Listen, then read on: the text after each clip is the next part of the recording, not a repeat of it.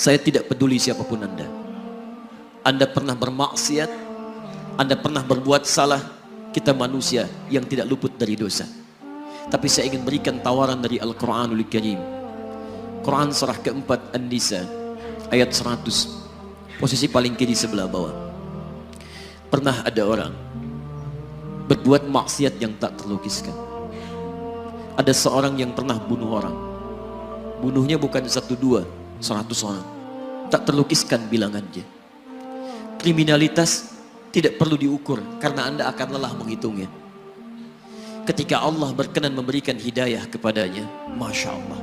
Dan hidayah selalu terbuka pada siapapun sepanjang ia mau mengambilnya sebelum nyawa sampai di kerongkongannya. Tiba-tiba datang ia pada seorang alim dan berkata, saya ingin berubah.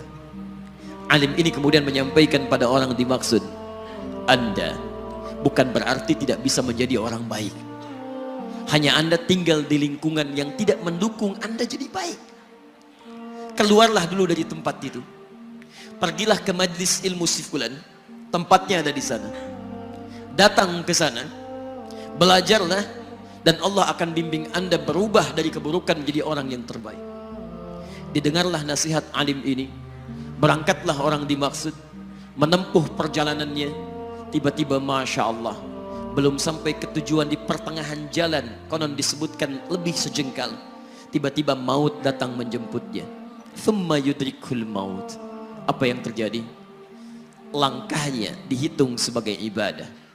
Dalam terapnya dia beristighfar, tobat kepada Allah subhanahu wa ta'ala. Taubat yang menghadirkan cinta Allah subhanahu wa ta'ala. Quran surah kedua ayat 222 di ujung ayatnya. Innallaha yuhibbut tawwabin. Allah mencintai orang-orang taubat. Dan cinta Allah menghadirkan ampunan bagi seluruh dosanya. Quran surah ketiga Ali Imran ayat 31, paling kiri sebelah atas. Qul in kuntum tuhibbunallaha fattabi'uni yuhibbukumullah. Allah cintai orang yang mau taat pada Rasulnya. Lihat, ketika Allah mencintai seorang hamba, wa yaghfir lakum dzunubakum, Allah ampuni seluruh dosa-dosanya.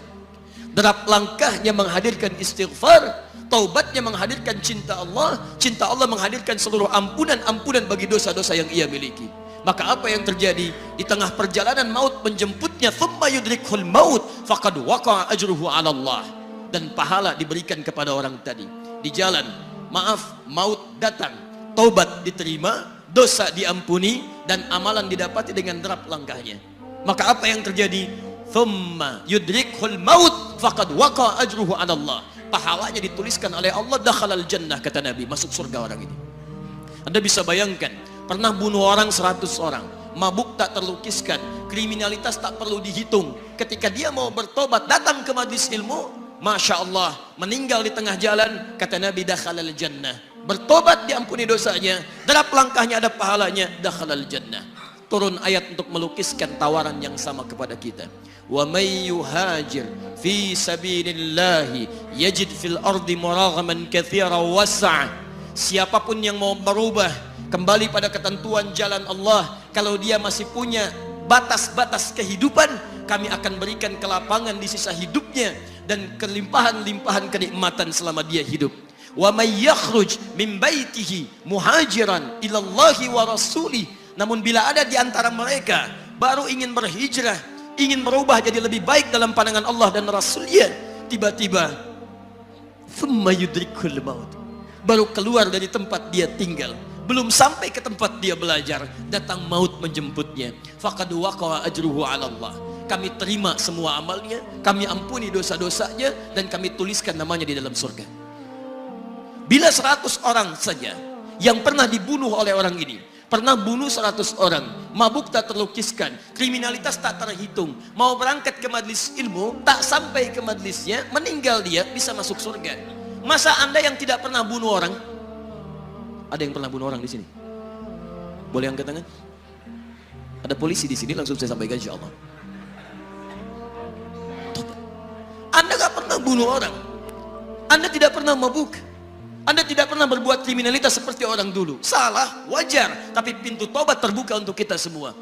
Masya Allah, bedanya dengan orang tadi belum sampai ke majlis ilmu, Anda sudah hadir di dalamnya, langsung di rumah Allah, diberikan tempat yang terbaik, dan kita akan belajar. Kalau dengan semua ini belum mempermudah Anda ke surga, dengan cara apa lagi Allah mesti mengantarkan Anda ke surga? Kalau dengan duduknya Anda di sini belum mau juga bertobat, dengan cara apa lagi Allah harus membimbing Anda bertobat? Kalau dengan seperti ini belum juga Anda taat kepada Rasul, dengan cara apa lagi Allah mesti meyakinkan Anda untuk taat kepada Rasulullah SAW? Karena itu teman-teman sekalian, mari kita pelajari ilmunya, dan dengan ilmu itu akan membimbing kita insya Allah kembali kepada Allah sampai mengajak keluarga kita ke surga insya Allah.